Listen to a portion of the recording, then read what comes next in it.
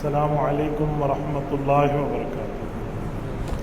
مبسملا ومحمدلا ومصلیا ومسلما، اما بعد، میرے معزز دوستو، گزشتہ جمعہ امیر المؤمنین حضرت عمر رضی اللہ عنہ کے حوالے سے میں نے ان کی زندگی کے اوپر، ان کے اسلام لانے کے اوپر مقام اور مرتبے کے عنوان سے چند معروضات پیش کی تھی۔ آج اسی بیان کا دوسرا حصہ آپ سمجھ لیں، کیونکہ آج یکم محرم الحرام سن 1447 ہجری ہے اور 27 جون 2025 کا دن ہے، جمعۃ المبارک ہے۔ آج اسلامی سال کا پہلا مہینہ بھی ہے، پہلا دن بھی ہے، شہادت فاروق بھی ہے، ہجری سال کی ابتدا بھی ہے۔ گویا میں یوں کہوں کہ سال کا پہلا سورج خون عمر کی نوید میں طلوع ہوتا ہے۔ اسلام میں شہادت جدائی کے طور پہ تو غم ہے، لیکن شہادت نعمت ہے، مصیبت نہیں ہے۔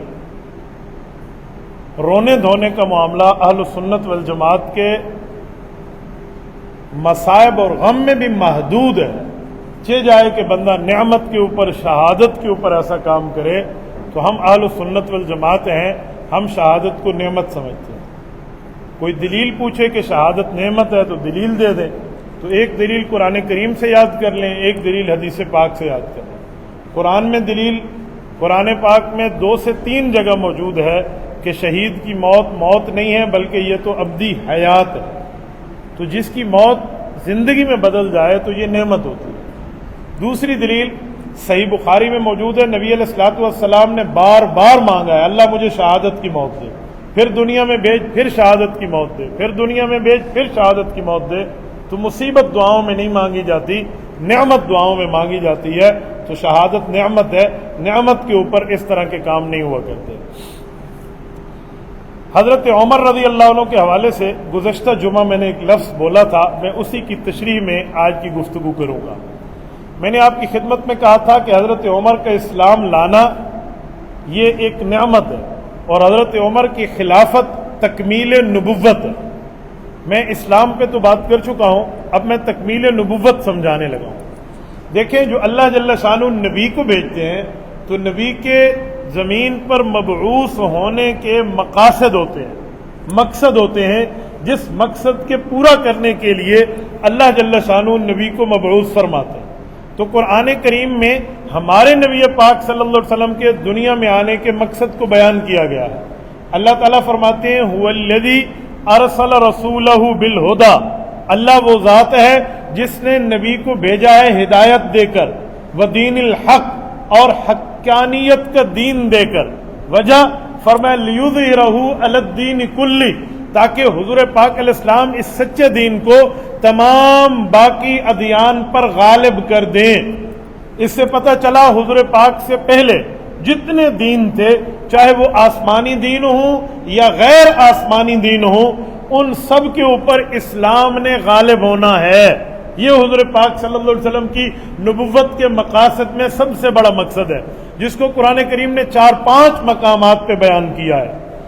اب اگر دیکھیں کہ حضور پاک دنیا میں تشریف لائے ہیں، نبی پاک نے تبلیغ کی ہے اور دین پہنچایا ہے، حضور پاک نے جہاد کیا ہے اور دین کا تحفظ کیا ہے، حضور پر قرآن اترا ہے اور دین کے احکامات کو غالب کرایا ہے۔ تو کرۂ ارض پر دیکھیں کہ جب رسول اللہ صلی اللہ علیہ وسلم نے تبلیغ کر کے، تعلیم دے کر، تجوید دے کر، مکمل دین دے کر دنیا سے پردہ فرمایا، تو پچھلے دینوں پر دین اسلام کتنا غالب تھا؟ تو غلبے کی 2 باتیں، دلیل کی دنیا میں غالب ہونا اور عملی طور پہ غالب ہونا۔ حضور کی آمد سے دلیل کے ساتھ تو اسلام غالب ہو گیا، لیکن جب حضور دنیا سے گئے ہیں، فارس پر اس وقت مجوس کی حکمرانی تھی، اس پر اسلام غالب نہیں تھا، وہ ایران کی تخت پر بیٹھے چہچہا رہے تھے۔ اسی طرح دین عیسوی اس وقت جو حضور پاک کے آنے سے منسوخ ہو چکا تھا، شاہ روم، شاہ ہرقل کی صورت میں روم کی سپر پاور کے طور پہ اسلام کے اوپر غالب ہونے کو چاہ رہا تھا، مغلوب نہیں تھا۔ تو پھر بتائیں، رسول اللہ صلی اللہ علیہ وسلم جس مقصد کے لیے آئے، وہ مقصد دلیل کے طور پہ تو پورا ہوا، عملی طور پہ بھی پورا ہوا، لیکن اس ترتیب پہ نہیں آیا کہ حکومتوں پہ بھی دین غالب کر دیا جائے، تو وہ نبوت کا مقصد کیسے پورا ہوگا؟ اس کے لیے ہم حدیث پاک دیکھیں تو حدیث پاک میں اس سوال کا جواب موجود ہے۔ صحیح بخاری جلد اول کتاب العلم باب فضل العلم، حضرت عبداللہ ابن عمر رضی اللہ عنہما راوی ہیں، ارشاد فرماتے ہیں نبی پاک علیہ الصلوۃ والسلام نے صبح نماز کے بعد اپنا خواب بیان فرمایا، صحابہ کرام بیٹھے تھے، حضور پاک نے فرمایا رات میں نے خواب دیکھا ہے، خواب میں ایک فرشتہ آتا ہے اور مجھے آ کے دودھ پینے والا ایک پیالہ دیتا ہے، میں اس سے لے کر دیکھتا ہوں تو اس میں کافی مقدار میں دودھ ہوتا ہے، اور حضور پاک یہ خواب سنا رہے ہیں اور حضرت عمر کو دیکھے جا رہے ہیں۔ فرمایا عمر میں نے دودھ پینا شروع کیا، اتنا دودھ پیا کہ میرے ناخنوں سے دودھ جاری ہو گیا، جب میں سیر ہو گیا دودھ بچ گیا، میں نے کہا کیا کروں؟ خواب میں بھی تم میرے سامنے بیٹھے تھے، عمر میں نے دودھ کا پیالہ آپ کو دیا، پھر آپ نے وہ دودھ پیا اور سیر ہو کے پیا۔ حضور پاک علیہ السلام نے فرمایا خواب ختم ہو گیا۔ اب سب نے سر جھکایا، ہم خواب دیکھتے ہیں تو تعبیر حضور بتاتے ہیں، اب حضور نے خواب دیکھا ہے تو تعبیر بھی خود ارشاد فرمائیں گے۔ حضرت عمر نے اس موقع پہ کہا یا رسول اللہ خواب میرے بارے میں ہے پر دیکھا آپ نے ہے، فما اولتہ یا رسول اللہ، اس کی تعویل اور تعبیر بھی آپ دیں گے۔ حضور پاک نے فرمایا الدین عمر العلم، اللہ آپ سے دین اور علم کے کام کی تکمیل کرائے گا۔ یہ حدیث بتاتی ہے کہ حضور پاک جب دنیا میں آئے مقاصد لے کر آئے، تمام دینوں پہ غلبہ بھی ایک مقصد تھا، اگر کچھ رہ گیا تو اس کی تکمیل عمر فاروق کی خلافت میں ہوگی، اور یہ ہوا ہے۔ عمر فاروق کے دور میں شاہ روم بھی پایا تخت پہ نیچے آیا، عمر فاروق کے دور میں شاہ فارس اور ایران کے تخت کو بھی عمر نے پاؤں کی ٹھوکر پہ اڑایا جیسے اڑانے کا حق ہے۔ یہ جو قرآن نے وعدہ کیا تھا لِيُظْهِرَهُ عَلَى الدِّينِ كُلِّهِ کہ عمر فاروق اللہ جل شانہ نے نبی بھیجا ہے تاکہ نبی تمام دینوں پہ اسلام کو غالب کر دے، تو اس غلبے میں حقیقتاً عملی طور پہ غلبے کی تکمیل عمر فاروق کی خلافت میں ہوئی ہے۔ تو پتہ چلا عمر فاروق کی خلافت اسلام کے تکمیل مقاصد میں ایک سنگ میل ہے۔ حضرت عمر فاروق رضی اللہ عنہ نے اپنی خلافت میں وہ کام کیے ہیں جو اللہ جل شانہ نے رسول اللہ سے لینے تھے، تکمیل عمر نے کی ہے۔ آپ کہیں گے یہ حضرت ابو بکر کے دور میں کیوں نہیں ہوا، حضرت عمر کے دور میں کیوں ہوا؟ اس کے کئی جواب ہیں اور سارے جواب حدیث پاک میں ہیں۔ مثلاً حدیث پاک میں حضور پاک علیہ السلام نے فرمایا میرے اوپر نبوت ختم ہے، میرے بعد نبی ہوتا تو کون ہوتا؟ عمر۔ اس سے پتہ چلا اللہ اس شخص سے وہ کام لیں گے جو کام نبیوں سے لیے جاتے ہیں، لیکن بطور ولی اللہ لیں گے، بطور نبی اللہ نہیں ہوگا۔ ایک اور حدیث صحیح مسلم میں ہے، حضور پاک نے فرمایا اللہ جل شانہ نبی اللہ بھی بھیجتے پچھلے نبیوں میں، ولی اللہ بھی بھیجتے۔ نبی کا کام ہوتا نبوت دینا، ولی اللہ کا کام ہوتا محدث بننا۔ ایک ہوتا ہے محدث حدیث سنانے والا، ایک ہوتا ہے محدث جس کے دل پہ اللہ الہام جاری کر دے۔ حضور نے فرمایا ولی اللہ محدث ہوتے تھے، پچھلی امتوں میں آتے ان کے دل پہ اللہ الہام جاری کرتے، وہ وحی تو نہ ہوتا لیکن اللہ کا پیغام ہوتا، وہ ولی اللہ کی زبان پہ جاری ہو جاتا۔ حضور نے فرمایا میری امت میں محدث ہے تو عمر بن خطاب ہے۔ ایک اور وجہ حضور پاک صلی اللہ علیہ وسلم نے خواب میں دودھ پیا، دودھ کی تعبیر علم سے دی، پھر وہ پیالہ ابو بکر، عثمان، حیدر رضی اللہ عنہ کو نہیں ملا، مقام اور مرتبہ ان کا سر آنکھوں پہ، لیکن وہ پیالہ عمر کو ملا۔ پتہ چلا جو تکمیل نبوت کے امور ہیں وہ عمر سے پورے ہوں گے۔ اور ایک اور کام کہ جب دعا مانگی تھی اللہ اسلام کے لیے 2 میں سے 1 دے دے، یوں نہیں ہے اللہ خطاب کا بیٹا عمر دے دے، نہیں، دعا میں 2 شخصیات ہیں، اللہ ہشام کا بیٹا عامر دے دے یا خطاب کا بیٹا عمر دے دے، ابو جہل یا عمر۔ رب نے عمر بھیجا کیونکہ غیرت اس میں موجود تھی وہ جہاں موجود نہیں تھی، ہمت اس میں تھی، قوت طاقت اس میں تھی جو وہاں موجود نہیں تھی۔ کیوں؟ جب حضور پاک کے اوپر حملہ آور ہونے کی میٹنگ ہوئی تو وہاں سارے بزدل بن کے، بکری بن کے، سر نیچے منہ کیے ہوئے تھے کافروں میں، وہ صرف حضرت عمر تھے جن سب نے کہا تھا عمر ہم میں وہ ہمت نہیں ہے، تم میں ہے، تم جاؤ اور سر لے کے آؤ۔ یہ تو تقدیر کی بات تھی کہ یہ سر لینے جا رہا ہے یا سر دینے جا رہا ہے، یہ تو عالم تقدیر کا معاملہ تھا، لیکن سب نے خود کو بزدل مانا، عمر کو بہادر مانا۔ یہ سارے جوابات ہیں کہ حضرت عمر فاروق رضی اللہ عنہ کا یہ مقام تھا کہ ان کی مقام پر یہ کام پورا ہونا تھا۔ میرے دوستو، قرآن کریم نے جو وعدہ کیا ہے کہ حضور اور حضور کے صحابہ کی مثالیں اللہ نے تورات اور انجیل میں دی ہے، تو وہاں حضرت عمر کی مثالیں بھی موجود تھی۔ حضرت عمر جب بیت المقدس فتح کرنے گئے تھے تو عیسائیوں نے کہا تھا لڑائی نہیں ہوگی، ہمیں اپنی کتاب کے مطابق تمہارے امیر المؤمنین کو چیک کرنا ہے۔ کہا جی کیا مطلب؟ کہا ادھر تورات اور انجیل رکھیں گے، ادھر انہیں دیکھیں گے۔ کہا اس کا مطلب؟ کہا ہم جانے، ہمارا کام جانے، ہم لڑائی کے بغیر بیت المقدس تمہارے حوالے کریں گے، پر ہم اپنی کتابوں کے مطابق اس شخصیت کو چیک کریں گے۔ تو 17 پیوند کی نشانی تورات انجیل میں تھی، وہ حضرت عمر کے اوپر پوری ہوئی۔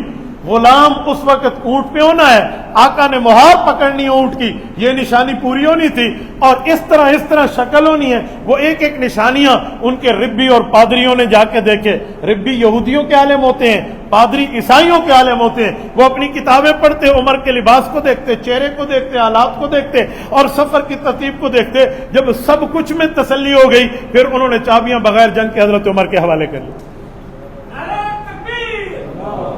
اس سے سمجھ آیا جو پچھلی دور میں رب کریم نے نشانیاں دی تھی وہ یہاں پوری تھی۔ تو عمر تکمیل امور نبوت کا کام کر رہا ہے۔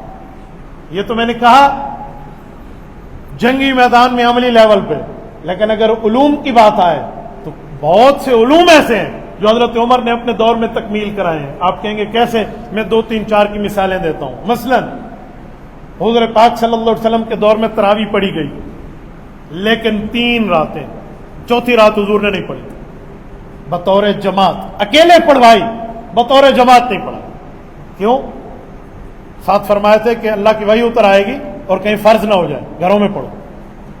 حضرت ابوبکر صدیق کا دور انتہائی مختصر ہے، منکرین جہاد کے ساتھ، منکرین زکوٰۃ کے ساتھ، مرتدین کے ساتھ، منکرین ختم نبوت کے ساتھ جہاد میں گزر گیا۔ حضرت عمر کا دور آیا، پہلا رمضان مبارک ایسے ہی گزرا کہ لوگ گھروں میں پڑھتے رہے کہ حضور پاک نے گھروں میں پڑھنے کا فرمایا۔ حضرت عمر دل میں کڑتے کہ یار گھر میں پڑھ رہے ہیں، ایک مسئلے پہ غور نہیں کر رہے، حضور نے تو فرمایا تھا وہی اترے گی پھر فرض ہوگا، اب تو حضور نہیں ہے، دنیا سے تشریف لے کے، اب تو وہی نہیں آنی، اب ہم مسجد میں پڑھیں۔ یہ حضرت عمر کی خواہش ہوتی۔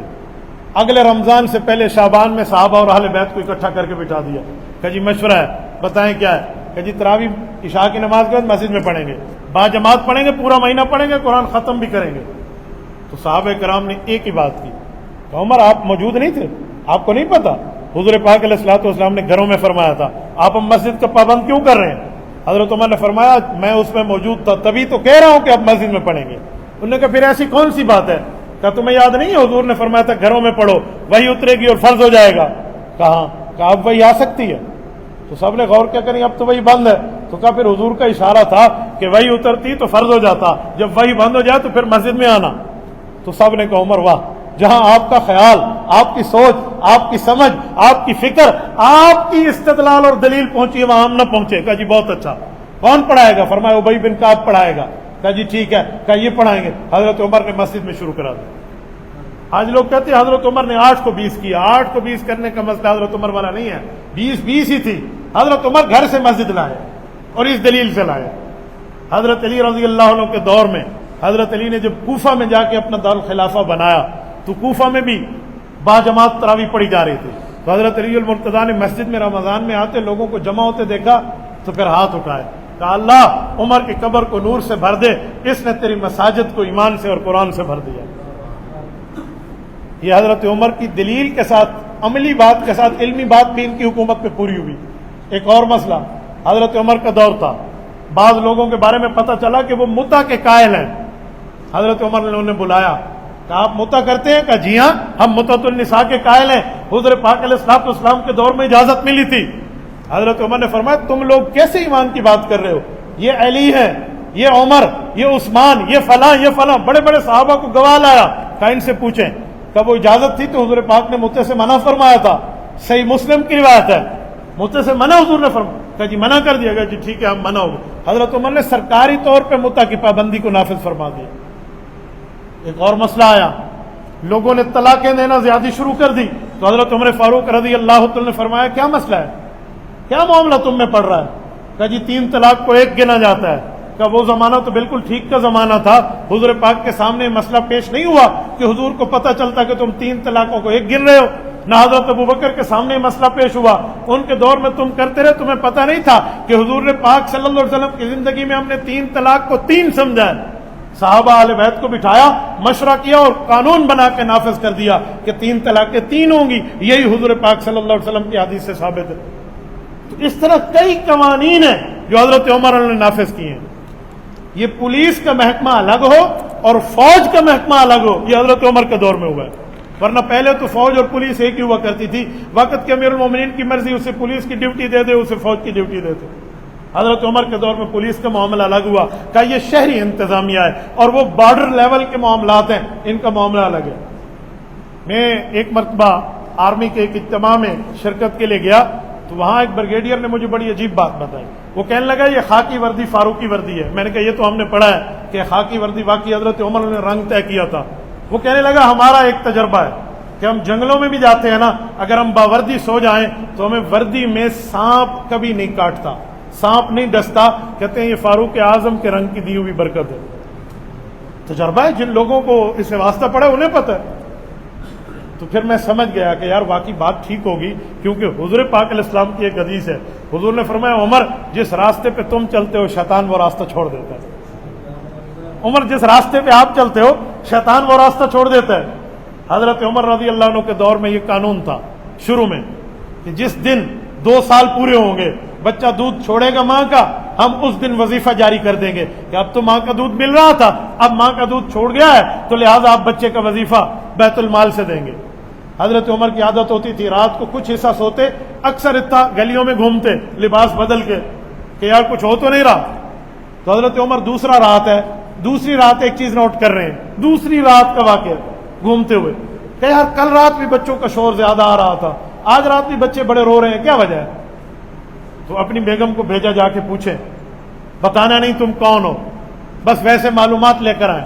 تو بیوی نے آ کے کہا کہ 2-4 گھروں میں گئی ہوں، سب نے ایک ہی بات کی ہے، کہا ہمارے امیر المومنین نے قانون بنایا ہے جس دن بچہ دودھ چھوڑے گا سرکار وظیفہ دے گی، کہا ہمارے حالات تو مالی طور پہ کمزور ہیں، اس کو ابھی سے دودھ چھڑا رہے ہیں بچوں کو تاکہ عادی بن جائے اور وہاں ہم درخواست دیں کہ بچے نے دودھ پہلے چھوڑ دے دیا، وظیفہ شروع ہو جائے گا۔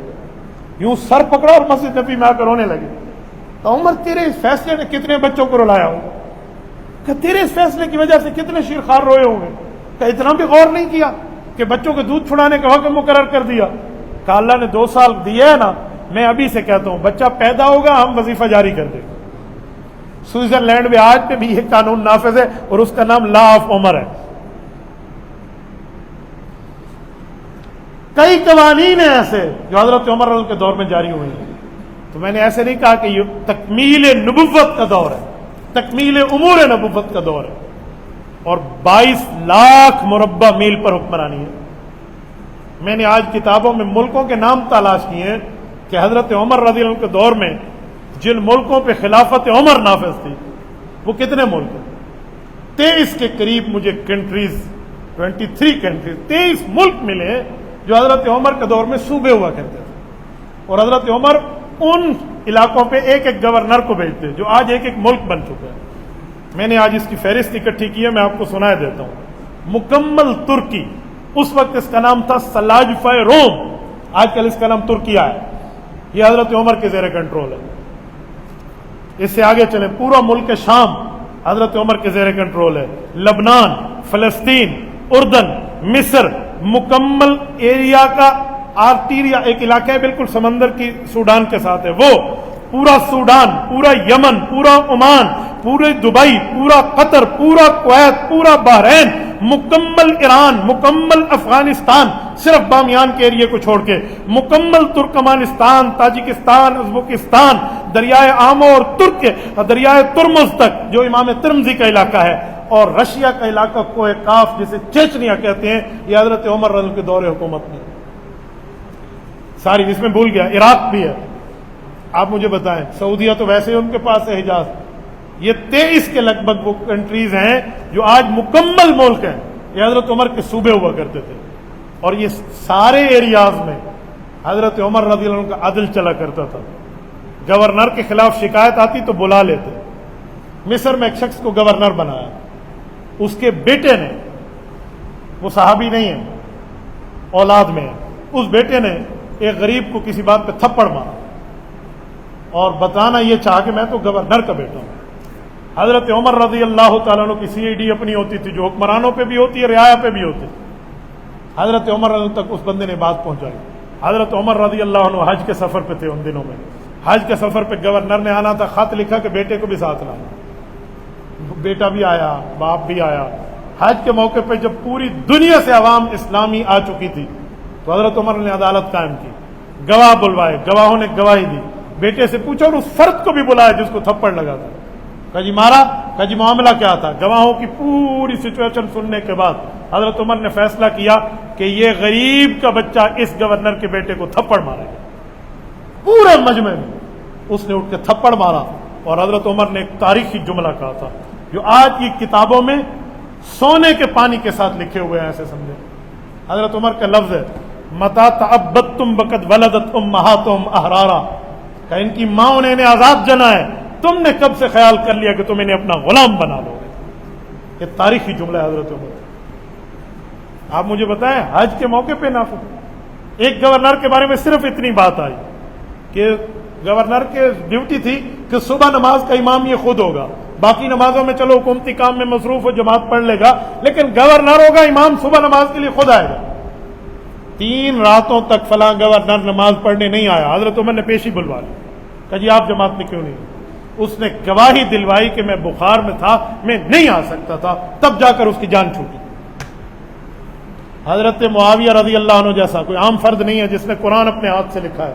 حضور پاک کے گھر کا فرد ہے، حضور کی بیوی کا بھائی ہے. حضرت ام حبیبہ سیدہ رملہ رضی اللہ عنہ کا خود صحابی، حضرت معاویہ کے بھائی صحابی، حضرت معاویہ کی والدہ صحابیہ، حضرت معاویہ کے والد صحابی. گورنر ہے حضرت عمر کی طرف سے شام کے. حضرت عمر ان کی خواہش ہوتی تھی کہ جب وہاں جائیں تو گورنر بالکل سادہ لباس میں نظر آئے. حضرت معاویہ کے جسم پہ جو جبہ تھا نا وہ ریشمی ترتیب پہ تھا، اگرچہ وہ ریشم اس انداز سے بنا ہوتا کہ اسلام میں حرام نہیں ہے، لیکن حضرت عمر کے مزاج کے خلاف تھا. حضرت معاویہ استقبال کے لیے آئے. حضرت عمر مہمان ہیں، ملک شام پہنچ رہے ہیں. حضرت معاویہ کو دور سے دیکھا نا تو یوں چہرے پہ تیوری آئی، کہا یہ کیا کام اس نے کر لیا. اپنے ساتھ فرد کو بلا کے کہا جی میرا کوڑا لاؤ. زبانی بات نہیں، کہا میرا کوڑا لاؤ. کوڑا آیا. حضرت عمر جب گھوڑے سے اترے تو ہاتھ میں کوڑا تھا. حضرت معاویہ ہاتھ ملانے کے لیے آگے ہوئے. حضرت عمر نے کوڑا رکھا. کہا معاویہ یہ تو یہود اور نصارہ کی ترتیب ہے، یہ ترتیب آپ نے کب سے رکھی؟ اور یوں کوڑا اٹھا دیا تھا. اگر حضرت معاویہ کا وہ جواب حضرت عمر کو پسند نہ آتا نا، کوڑا لگ جانا تھا. حضرت معاویہ نے عرض کیا امیر المومنین مارنا ہے آپ مار لیں، لیکن اگر میں اپنی صفائی میں بات کہوں آپ مان جائیں تو ٹھیک ہے، نہیں تو جو سزا دے دیں. یہ استقبال کے وقت کی بات ہے. کہ جی بتاؤ. کہ امیر المومنین میں مدینے میں نہیں بیٹھا آپ کی طرح جہاں اسلام کا غلبہ ہے، میں تو کفر کی سرحد پہ بیٹھا ہوں. تو جب ہم جہاد میں لڑ رہے ہوتے ہیں تو اس طرح کے ریشم کا لباس پہنتے ہیں کہ بعض اوقات یہ ڈھال کا کام دیتا ہے تاکہ وہ تلوار کی سلیپنگ اور فلاں فلاں پوری جنگی حکمت عملی بتائے. تو حضرت عمر نے یہ کوڑا زمین پر رکھا. کہ ٹھیک کہا ہے، عام حالات میں اس کو استعمال نہ کریں. اس طرح سختی حضرت عمر کی. ایسا معاملہ نہیں ہے. مدینے کی زمین پر زلزلہ آئے تو زمین سے بات کرے اور وہ زلزلہ رک جائے. ہررا میں آگ لگے تو آگ سے بات کرنے کے لیے چادر دکھاؤ گے. حضرت عمر کی جو چادر ہوتی تھی نا کندھے پہ، تمیم داری نے اتنا فرمایا رضی اللہ عنہ کہ وہ ہررا کے پہاڑوں کی غار سے آگ نکل رہی ہے. حضرت عمر نے یوں دائیں بائیں دیکھا اور کچھ نہیں تھا تو چادر جو کندھے پہ تھی نا وہ اتاری. کہ تمیم یہ لے جائے. کہ کیا کروں امیر المومنین؟ کہ یہ چادر تمہارا چابک ہوگی. تمہاری چابک سے جیسے گھوڑے کو ہانکا جاتا ہے نا، آگ سے جا کے کہو نا کہ تو اللہ کی مخلوق ہے. اس دور پہ ہمارے امیر المومنین نے کون سی ناانصافی کی ہے کہ تو یہاں آگ لوگوں کو بھسم کر رہی ہے. نہیں پوچھا تمیم داری نے اگلا لفظ کہ امیر المومنین آگ سنے گی؟ کہا جی کہہ دیا اس نے سو کہہ دیا. حضرت تمیم داری چل کے گئے اور یوں چادر کو ہلایا اور اللہ کا نام لیا کہ چل. تو تاریخ نے اپنی آنکھوں سے یہ دیکھا ہے کہ وہ آگ ایسے چل رہی ہے جیسے جانور آگے چلتے ہیں, اور ان نے چادر کو ایسے بنایا ہوا ہے جیسے چابک ہوتی ہے, اور وہ آگ جس سوراخ سے نکلی تھی اس سوراخ میں چلی گئی, انہوں نے اوپر پتھر رکھ. جمعہ کا بیان کر رہے ہیں حضرت عمر, اور گفتگو مخاطبین سے ہے, ان بندوں سے جو سامنے بیٹھے ہیں. حضرت عمر نے اس فرد کا نام لیا جو یہاں موجود ہی نہیں ہے, اور اس کا نام لے کے کہا یا ساریہ الجبل الجبل, ساریہ ذرا پہاڑ سے تو ہٹو, لشکر کو دیکھو اللہ کے بندے. اب صحابہ نیچے بیٹھے ہیں اور وہ حیران ہے, ساریہ بن زنیم رضی اللہ عنہ ادھر ہے ہی نہیں. یہ عمر فاروق اس سے بات کر رہے ہیں, کیوں؟ اللہ کی وحی شروع ہے, اللہ کی وحی جاری ہے. کوئی عمر کو کیسے پتہ چلا میں ساریہ سے بات کروں, اور وہ پہاڑ کے کونے پہ؟ یہ ازالۃ الخفا میں شاہ ولی اللہ محدث دہلوی رحمہ اللہ نے لکھا ہے. تو جمعہ ختم ہوا تو صحابہ کرام بیٹھ گئے کہ وحی ختم ہے. کہا جی بالکل وحی تو ختم ہے. کہا آپ نے ساریہ سے بات کیسے کی تھی؟ کہا پتہ مجھے بھی نہیں ہے, بس میری زبان سے ساریہ کا لفظ اس لیے نکلا کہ مجھے یوں لگا کہ ساریہ جنگ لڑ رہا ہے اور کافر فوج اس پہ حملہ آور ہو رہی ہے, تو یکایک مشران آ گیا, میں نے اسے جملہ کہا. انہوں نے وقت بھی نوٹ کیا, دن بھی نوٹ کیا, تاریخ بھی نوٹ. کہا جی ٹھیک ہے. ساریہ 3 مہینے بعد یمن سے واپس آئے تو حضرت ساریہ سے پوری کارگزاری سنی. تو وہاں اس نے کارگزاری سناتے ہوئے کہا کہ یہ دن تھا اور یہ وقت تھا, عین اس وقت میں ہم کافروں کے نرغے میں آنے والے تھے, ہمارے اوپر کافر فوج حملہ آور ہو رہی تھی. تو عمر فاروق امیر المومنین کی آواز آئی تو اس آواز پہ میں نے پورے لشکر کو بچا لیا. یہ ہوا تابع ہو کر حضرت عمر کی بات کو لے کر گئی تھی. دریائے نیل لڑکی ڈالیں گے تو چلے گا. کہا لڑکی کیا ڈالیں گے؟ کہا اس میں ایک جن رہتا ہے, وہ جن بڑا دیوتا ہے, وہ کہتے ہیں 1 سال میں 1 لڑکی مجھے دو گے تو دریا کا پانی چلاؤں گا, اور وہ بھی دلہن بنا کے میک اپ کرا کے ڈالو گے. حضرت عمر کو مصر کے گورنر نے خط لکھا. حضرت عمر مدینہ میں بیٹھ کے ہنس رہے ہیں کہ یار انزلنا من السماء ماء, پانی اللہ کے حکم سے چلتا ہے, یہ دیوتا کہاں سے آ گئے؟ ان بتوں کو رگڑنے کے لیے تو حضور پاک صلی اللہ علیہ وسلم کی نبوت نے کام کیا ہے, یہ کون سا شرک ہمارے معاملے میں آ گئے؟ انہوں نے کہا جی سال ہا سال سے ترتیب ہے, اگر آپ نے ہماری زمینوں کو بنجر کروانا ہے تو پھر دریائے نیل کو لڑکی نہ دیں, ہم تو مر جائیں گے بھوک سے. ہماری ساری زراعت اور ہماری معیشت اسی دریائے نیل کے پانی پر منحصر ہے. حضرت عمر نے پھر 2 خط لکھے, ایک خط گورنر کو لکھا, ایک خط دریا کو لکھا. گورنر کے نام تھا کہ جو دوسرا خط ہے نا یہ دریائے نیل میں ڈالنا. گورنر سے لوگ جمع ہیں وہاں. کہ کیا ہوا امیر المومنین نے کیا کہا؟ کہ دن گزر رہے ہیں, ہم نے ان دنوں میں لڑکی ڈالنی ہو, باپ دادا پردادا لکڑ دادا سکڑ دادا سے ہماری یہ رسم آ رہی ہے, 1 لڑکی ہم دریائے نیل کے دیوتا پہ قربان کرتے ہیں. کہ امیر المومنین نے خط دیا ہے کہ یہ دریائے نیل کو لکھنا ہے. تو ان غیر مسلموں نے بھی, مسلم تو ساتھ تھے, انہوں نے آواز اٹھانا شروع کر دیا, آؤ مسلمانوں کا تماشا دیکھیں گے, آؤ یہ دریاؤں کو خط لکھنے والے لوگ ہیں. گورنر گیا تو مجمع ساتھ تھا.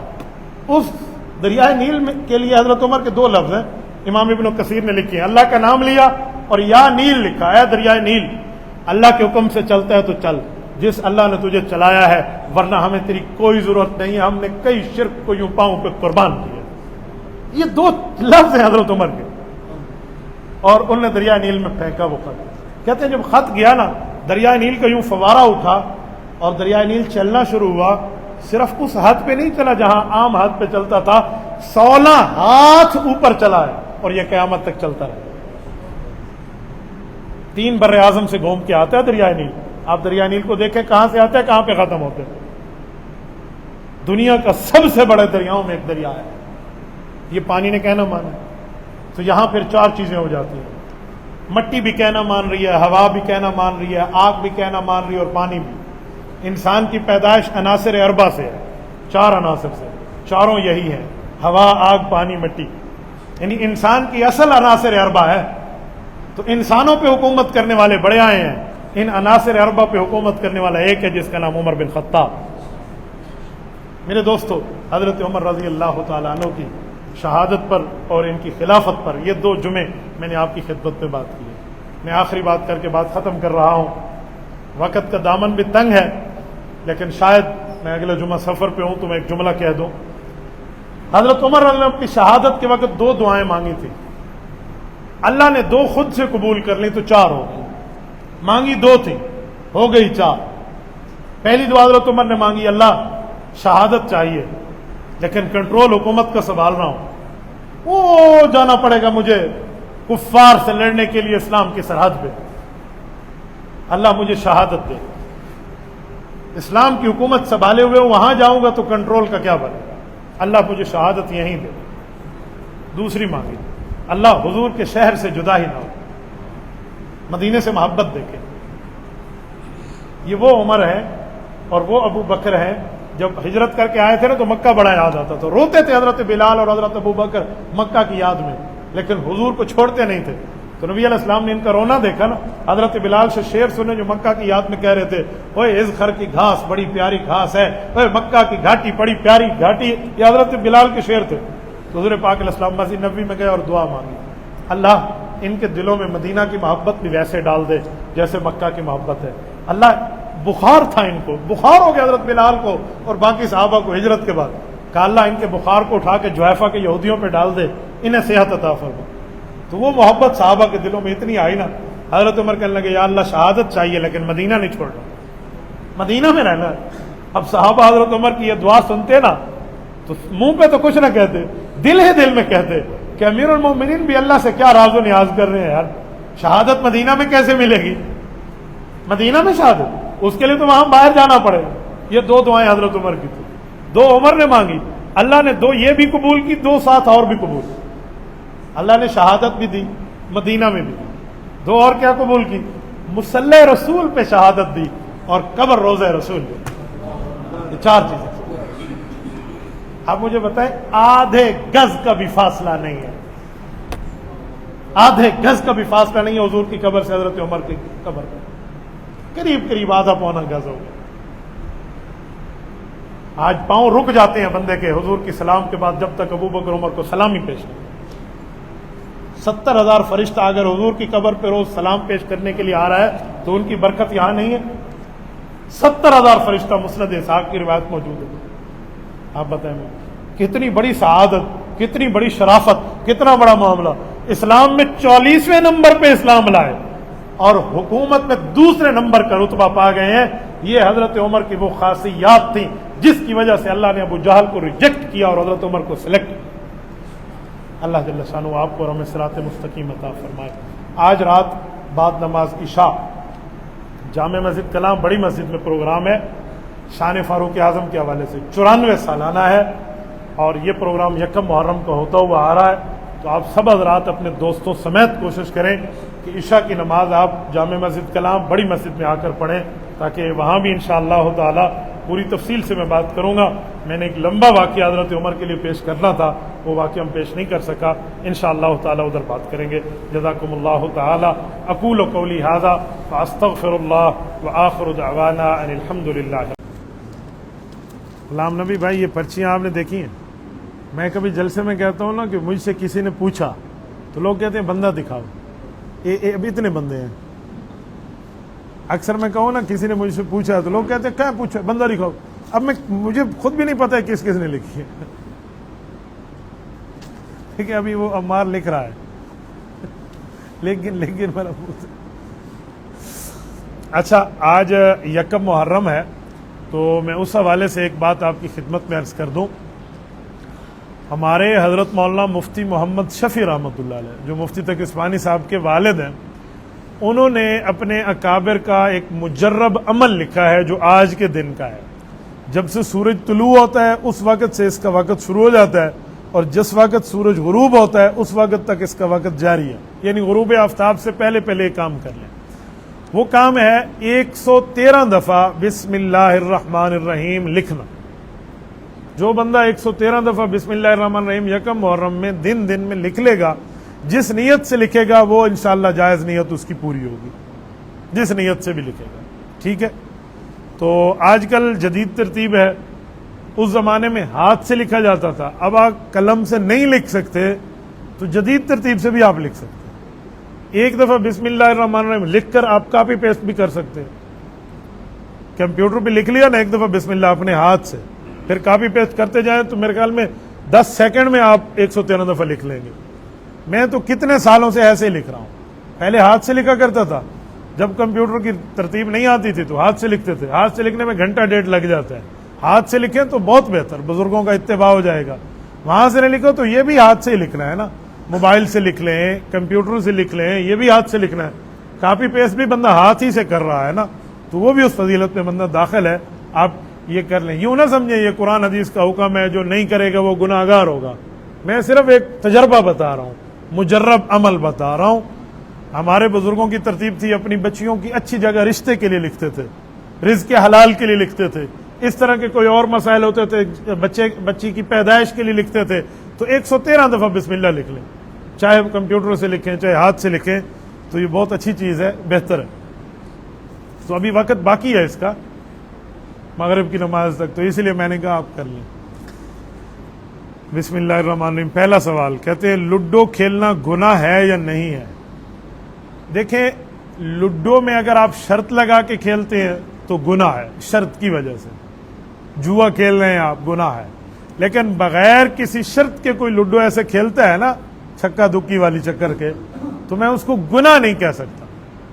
گناہ نہیں ہے، فضول کام ہونا اور ہے، گناہ نہیں ہے. گناہ تب ہے جب آپ اس میں نماز کا ٹائم بھی ختم کر دیں. نماز ہو گئی ہے، آپ بیٹھے ہوئے ہیں، نماز آپ نے چھوڑ دی، گالیاں دینا ایک دوسرے کو شروع کر دیا، لڑائی شروع ہو گئی، وہ انٹرٹین کے لیے آپ نہیں کر رہے. ہاں کچھ بندے مصروف رہتے ہیں، 2-4 بندے مل کے اگر کچھ ٹائم کے لیے چلو کھیل میں اپنے آپ کو مصروف رکھیں تاکہ فریش ہو کے پھر بندہ اپنے اصلی کام پہ آ جائے، پھر تو گنجائش ہے. اصل میں کھیل کا ایک اصول ہے، ہمارے حضرات نے کہا ہے ہر کھیل وہ جائز ہے جس میں جسمانی اور ذہنی بندے کو فریشمنٹ ملے. جسمانی اور ذہنی، گناہ کا کام وہ نہ ہو. جسمانی اور ذہنی بندے کو فریشمنٹ مل رہی ہے تو پھر ٹھیک ہے، لیکن اس میں آداب کا خیال رکھا کریں.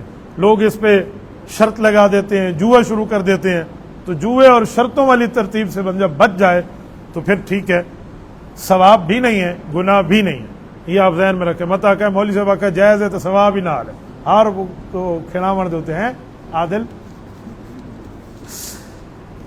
مفتی صاحب سے یہ پوچھنا تھا کہ جو لوگ منہ بند کر کے نماز پڑھتے ہیں ان کی نماز ہو جاتی ہے؟ منہ بند کر کے یعنی زبان نہیں ہلاتے؟ نہیں، جو بندہ زبان نہیں ہلاتا دل میں نماز پڑھتا ہے اس کی نماز نہیں ہوتی. نماز پڑھنے کے لیے زبان کو حرکت دینا ضروری ہے، چاہے آپ اپنے دل میں ہی آواز سن رہے ہوں، اپنے کان میں سن رہے ہوں، لیکن زبان آپ کی حرکت میں آئے. اللہ اکبر کر کے آپ کا دل پڑھ رہا ہے تو کوئی نماز نہیں ہوئی. ٹھیک ہے، خالی آپ نے سجدے اور رکوع کی ہیں، زبان کی حرکت ہونی چاہیے. صحابہ کرام رضی اللہ عنہ اجمعین 2 قسم کے گروہ تھے. مسجد نبوی میں ایک طرف ایک گروہ، دوسرا گروہ جو صحیحین کی روایت ہے، نبی علیہ الصلوۃ والسلام تشریف لائے تو آپ علیہ الصلوۃ والسلام نے کچھ لوگوں کو دیکھا وہ تہجد کی نماز میں اونچا اونچا پڑھ رہے تھے اور کچھ بالکل ایسے خاموش. تو دونوں کو فرمایا کہ نارمل طریقے سے پڑھیں، زیادہ اونچا نہ ہو زیادہ آہستہ نہ ہو.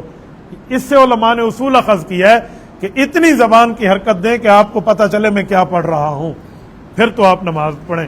ورنہ ایسے خالی دل سے پڑھ رہے ہیں، زبان کو حرکت نہیں ہے تو نماز نہیں ہوتی. کتنی اونچی آواز میں جائز ہے؟ دیکھیں، فرض نماز تو ہے، بس آپ خود سنیں. نفل ہو، رات کا نفل ہو، کسی کی نیند خراب نہ ہو رہی ہو، کسی کی نماز خراب نہ ہو رہی ہو، کسی کی تلاوت خراب نہ ہو رہی ہو، تو پھر تو آپ اونچا بھی پڑھ سکتے ہیں، پھر آپ کو کوئی مسئلہ نہیں، آپ اونچی نماز پڑھ سکتے ہیں. نبی پاک صلی اللہ علیہ وسلم نے بعض ایسی چیزیں جو ہم نماز میں آہستہ پڑھتے ہیں نا، حضور نے اونچی پڑھ کے دکھائی ہیں. حضرت ابو ہریرہ رضی اللہ تعالیٰ نے ایک دن پوچھا تھا کہ یا رسول اللہ، آپ 2 سکتے کرتے ہیں، ان 2 سکتوں میں آپ کیا پڑھتے ہیں؟ یعنی آپ اس میں بولتے نہیں ہیں اونچا، ایک اللہ اکبر کر کے تکبیر تحریمہ کے بعد، اور ایک اس کے بعد جب آپ چلے جاتے ہیں کیا کہتے ہیں رکوع کے بعد اٹھنے پہ، نہ ساری 2 سجدوں کے درمیان. تو حضرت رسول صلی اللہ علیہ وسلم نے فرمایا مجھے پتا تھا ابو ہریرہ یہ سوال تو ہی پوچھے گا، تجھے دین کے اوپر بڑی شوق نظر آ رہی ہے تو میں تمہیں بتاؤں. پھر دونوں دعائیں بتائیں، یہاں رب اغفر لی ورحمنی ہے اور ادھر نماز کی دعا بتائی کہ اللہ میرے گناہوں کو معاف کر دے، اللہم باعد بین خطایا، یہ پڑھ لیں، یا سبحانک اللہم جیسے ہم پڑھ لیتے ہیں تو اس میں یہ پڑھا. بعض اوقات حضور علیہ الصلوۃ والسلام اس کو اونچا بھی پڑھ لیتے، 2 سجدوں کے درمیان کو اونچا پڑھا. بعض اوقات تحیات کو اونچا پڑھا، حالانکہ اونچا پڑھنا ثابت نہیں ہے عام حالات میں. کیوں؟ تاکہ ان کو پتہ چلے کہ ادھر میں خاموش نہیں رہتا، کچھ پڑھتا ہوں. تو اس لیے گنجائش ہے کہ آپ اکیلے ٹھہرے ہیں تو آپ اونچی آواز میں پڑھ سکتے ہیں. بیٹھ کر نماز پڑھنے سے نماز ہو جاتی ہے بغیر عذر کے؟ نماز ہو جاتی ہے، بیٹھ کر نماز پڑھیں، عذر نہیں ہے آپ کو، نماز ہو جائے گی. لیکن بلا عذر پڑھنے پہ ثواب ختم ہو جائے گا، ثواب گیا پھر. بس صرف فرض آپ کے سر سے ہٹ گیا, اجر وجر آپ کو کوئی نہیں ملا, آپ کی اٹینڈنس لگ گئی ہے, آپ کو تنخواہ نہیں ملی اس دن کی آفس سے, بس اتنی بات آپ سمجھ لیں. تو اس لیے بیٹھ کر عذر کے ساتھ بندہ نماز پڑھے, کوئی وجہ ہو تو بالکل بیٹھ سکتے ہیں نا. یہاں لوگوں میں بہت نرمی ہے, کوئی بغیر وجہ کے بیٹھ جاتا ہے اور کوئی وجہ کے ساتھ بھی نہیں بیٹھتا. کیوں بھی نہیں بیٹھتا؟ بیٹھ کر نماز پڑھنے کا ثواب آدھا ہے. تو میں نے کہا یار ایسا مسئلہ نہیں ہے, جو بندہ بیمار ہے اس کے لیے نماز کا ثواب پورا ہے. مفتی محمد تقی عثمانی دامت برکاتہم العالیہ کی مجلس میں نے ایک بات سنی تو وہ آپ کو سناتا ہوں. بیٹھ کر نماز پڑھنے کی بات آئی تو کسی نے کہا کہ حضرت بیٹھ کر نماز پڑھ رہا ہوں, کتنا گناہ گار ہوں, سجدے کی توفیق بھی اللہ نے کھینچ لی ہے. تو حضرت نے اس کو دیکھ کے کہا کہ بھائی آپ کو کس نے کہا کہ بیٹھ کر نماز پڑھنا عذر کے ساتھ جب بندہ پڑھے تو بندے گناہ ہوتا ہے؟ تو اس نے کہا حضرت گناہ نہیں ہے.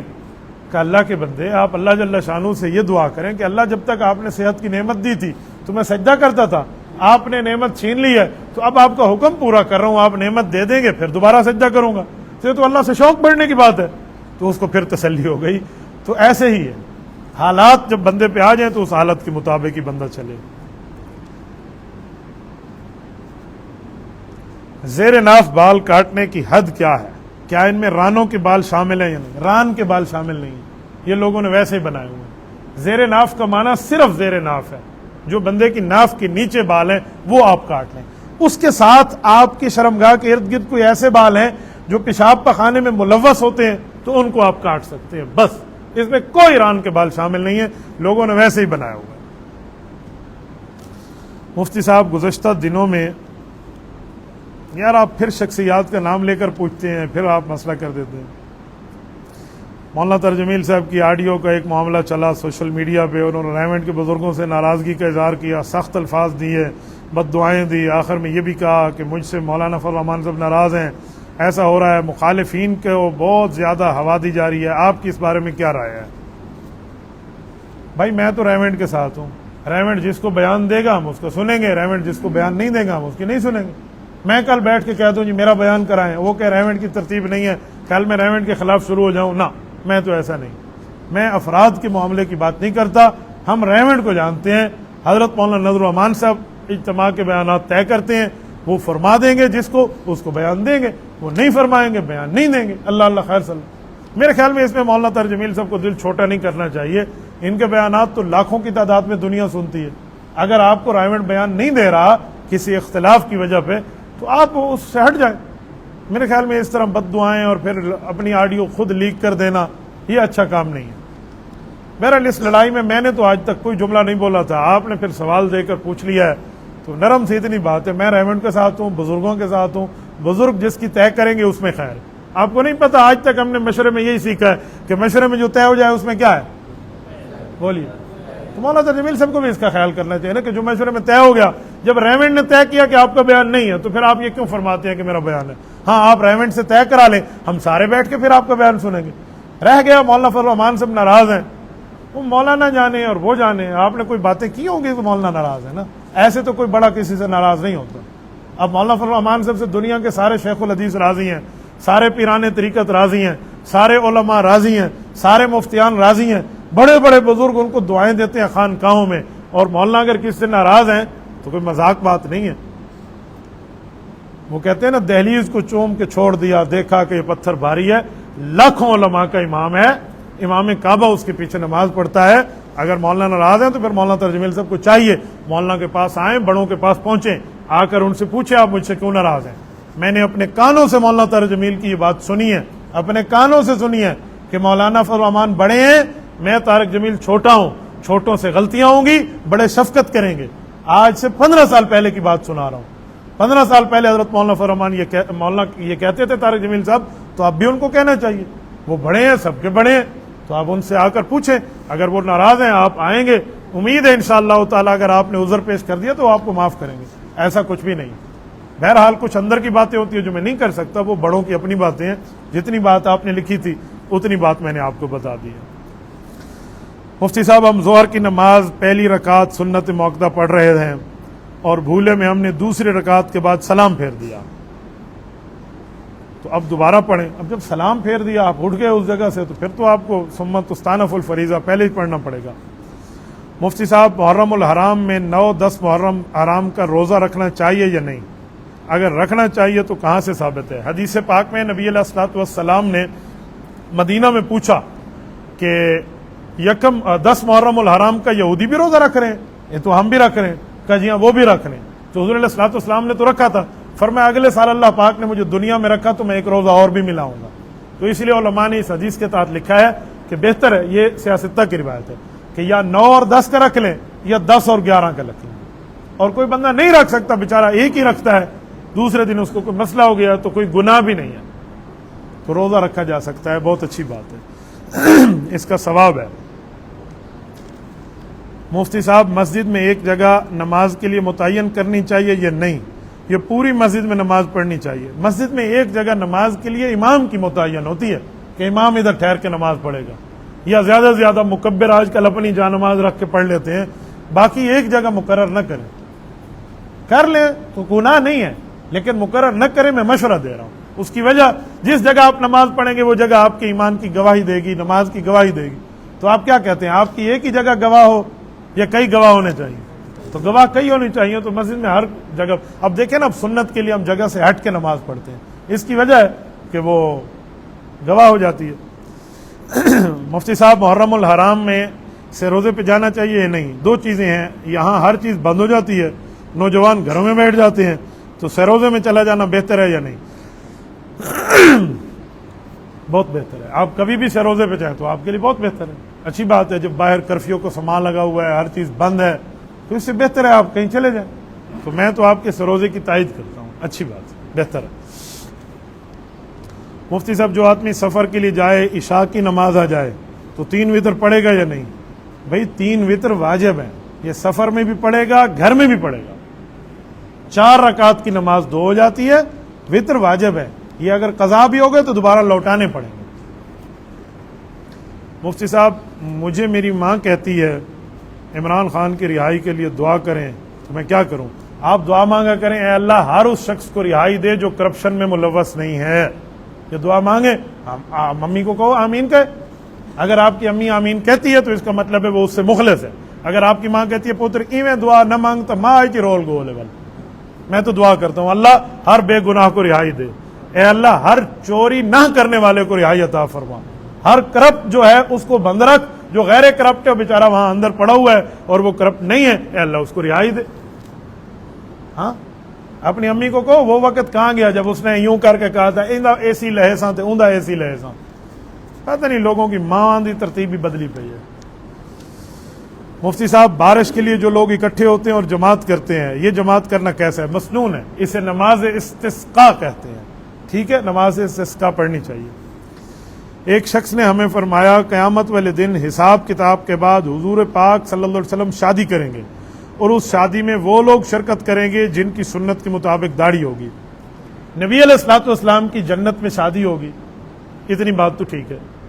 ہم نے علماء سے سنا ہے کہ حضرت رسول اللہ صلی اللہ علیہ وسلم کی جنت میں حضرت مریم سے شادی ہوگی، حضرت عیسیٰ کی والدہ سے، ٹھیک ہے، جنت میں حضرت آسیہ سے شادی ہوگی جو فرعون کی بیوی ہیں اور فرعون ان کے قریب نہ آ سکا، تو یہ شادیاں تو ہوں گی۔ اور شادی میں وہ شرکت کریں گے جن کی داڑھی ہوگی، اہل جنت شرکت کریں گے، تو جنت میں وہ جائے گا جو سنت میں عمل کرے گا۔ ہو سکتا ہے کسی نے توبہ کر لی ہو، تم ہر بندے کو اس میں گھسیڑ کے ایسے بیٹھ جاؤ، آدھی بات ٹھیک ہے اور آدھی میں بہت زیادہ سختی ہے، ٹھیک ہے۔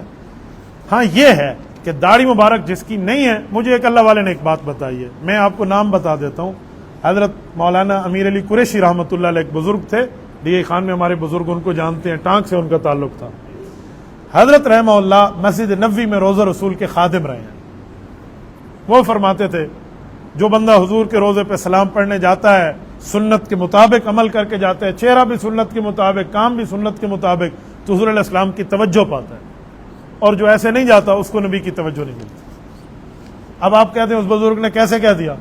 روایات میں بعض جگہ آتا ہے کہ نبی پاک صلی اللہ علیہ وسلم کے پاس ایرانی بادشاہ جو تھا، یزدجر یا اس کا کوئی اولاد میں سے تھا، اس نے نبی پاک صلی اللہ علیہ وسلم کو جو خط لکھا تھا نا جس میں حضور علیہ السلام کی گستاخاں، پرویز وہ بادشاہ تھا، اس نے جو بندے بھیجے تھے ان 2 کارندوں کی داڑھی نہیں تھی، تو نبی علیہ السلام نے ان کی طرف چہرہ نہیں کیا تھا، تو اس وجہ سے تو ہو سکتا ہے۔ باقی جن آدمیوں نے داڑھی رکھی اللہ ان کی قبول فرمائے، جن کی نہیں ہے میں ان بھائیوں سے بڑے پیار سے کہوں گا اتنی بات آپ مان لیں کہ گناہ ہے، ایک دن اللہ رکھنے کی توفیق دے گا آپ کو. آپ گناہ کو گناہ مان لیں. جو گناہ کو گناہ نہیں مانتا نا، پھر اللہ توبہ کی توفیق کھینچ لیتا ہے. مفتی صاحب بہت سے لوگ کہتے ہیں ذکر اذکار بہت کرتے ہیں، ان کو جنات نظر آتے ہیں اور جنات ان کو ڈراتے بھی ہیں، ایسا ہے؟ اب ذکر اذکار کرنا چاہیے یا ان سے بچنا چاہیے؟ میرے خیال میں ذکر کرنے والے کو جنات نظر آئیں گے تو جن دوڑ کے بھاگے گا اس سے. جن کسی ذکر والے کو نظر آ گئے تو جن توبہ منگسی ہوئی میرا ہاتھ کہنے جا گیا. جو ذکر نہیں کرتا، وظائف نہیں پڑھتا، اللہ رسول کے بتائے ہوئے تسبیحات نہیں پڑھتا، ہر وقت جنبی رہتا ہے، گناہوں کا کام کرتا ہے، اسے جن ڈراتا ہے اور کسی جن نہیں ڈراتا. کوئی جن ون کا مسئلہ اس وقت تک آپ کے لیے نہیں ہوگا جب تک آپ شریعت پہ عمل کریں گے. یہ جو حدیث میں ہے کہ گھروں میں نماز پڑھا کرو، نفل جو ہم گھروں میں پڑھتے ہیں، سنت اور نفل جب آپ گھر میں پڑھیں گے نا تو جو گھروں میں جنات رہتے ہیں وہ دیکھیں گے آپ کو. یہ تو نمازی آدمی ہے، تو نمازی آدمی کے ایمان کی وجہ سے جنات اس سے ڈر جاتے ہیں. میں نے اپنے گھر میں یہ ترتیب رکھی ہے. میں سنت نفل گھر میں جب تک نہیں پڑھتا تھا تو جنات کی ٹھکا ٹھکی لگی رہتی تھی. سنت نفل اور باقی ترتیبیں وظائف گھر میں شروع کی تو ترتیب ٹھیک ہو گئی. تو آپ گھروں میں سنت نفل بھی پڑھا کریں، فرض مسجد میں آ کے پڑھیں، لیکن نماز، تلاوت، باقی چیزیں جو نوافل کی ہیں وہ گھر میں کر لیں. آپ کو جنات کچھ نہیں کہیں گے. باقی وظائف ہے صبح شام کے، وہ آپ ضرور پڑھیں. جب آپ پڑھیں گے آپ کو جنات کچھ نہیں کہیں گے. جنات اسے چھیڑتے ہیں جو یہ کام نہیں کرتا. اور اس کے ساتھ جو آدمی پلیت رہتے ہیں ہر وقت، اب جنبی ہو گیا تو نماز کے وقت آنے سے پہلے پہلے غسل کر لیں. نماز کا وقت آپ کے اوپر آئے تو آپ اس کو غسل کر چکے ہو. رات کو اطلام ہو گیا ہے تو آپ صبح سے پہلے پہلے غسل کر لیں، نماز سے پہلے. کوئی جن آپ کو نہیں چھیڑے گا. لیکن جنات اس کو چھیڑتے ہیں جو لوگ پلیت حالات میں باہر آ جاتے ہیں، لوگوں سے ملتے جلتے رہتے ہیں، کھا پی کر لیتے ہیں. او میں دھامڑا، اچھا اچھا فلانے میں دھا سا تو بات ای اندھاتے کو تو جن نہ سکنا، اس کو تو جن نہیں چھوڑیں گے. مفتی صاحب گناہ کبیرہ ہو جاتے ہیں، ہم روزمرہ کی زندگی میں کرتے ہیں، ہمیں پتہ بھی نہیں ہوتا، کیا کریں؟ گناہ کبیرہ کی توبہ ہے. گناہ صغیرہ تو کسی نیک عمل سے معاف ہو جائیں گے، گناہ کبیرہ کی توبہ ہے.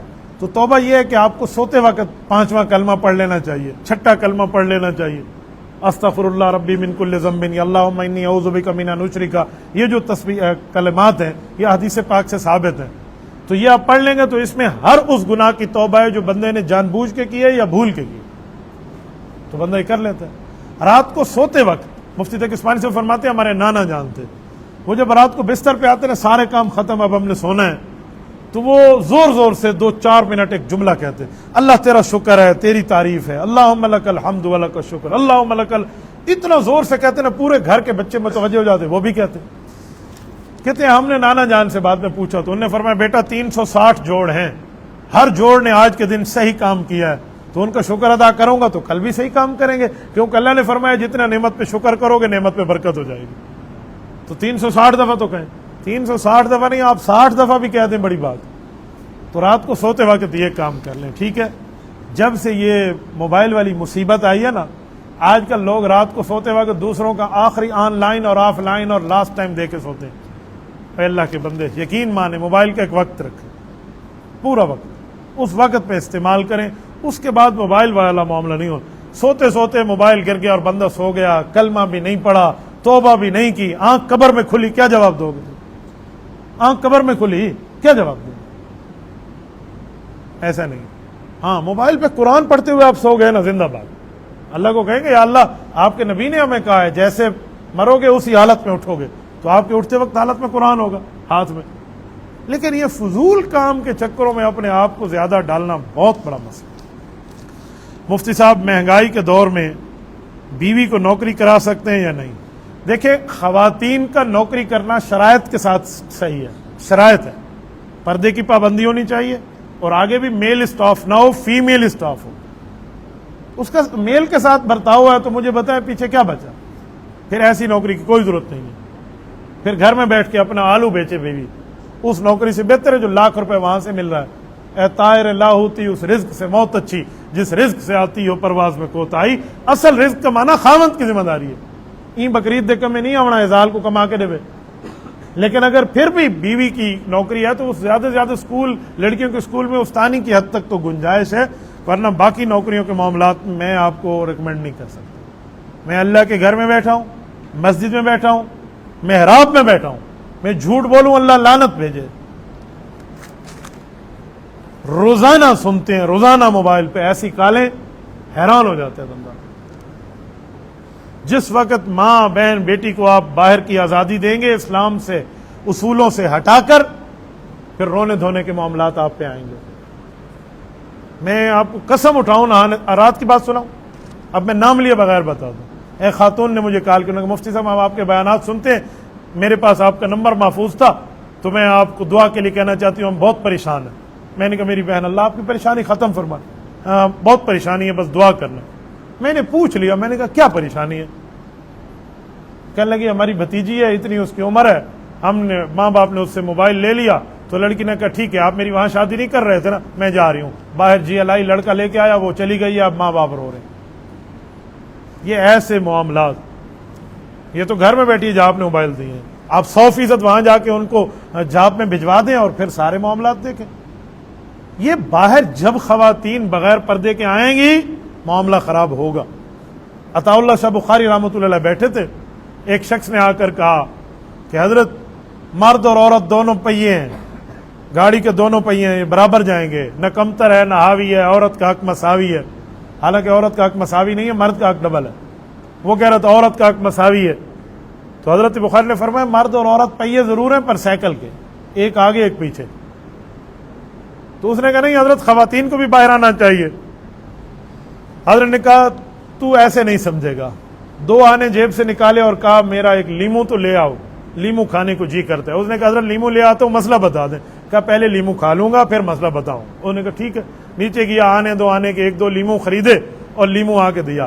حضرت نے چھری اٹھائی، لیمو کو بڑے انداز سے کاٹا، کاٹنے کے بعد 2 حصے کیا اور اس کے اوپر نمک چھڑکا، نمک چھڑک کے اسے مزے مزے سے چوسنے لگے۔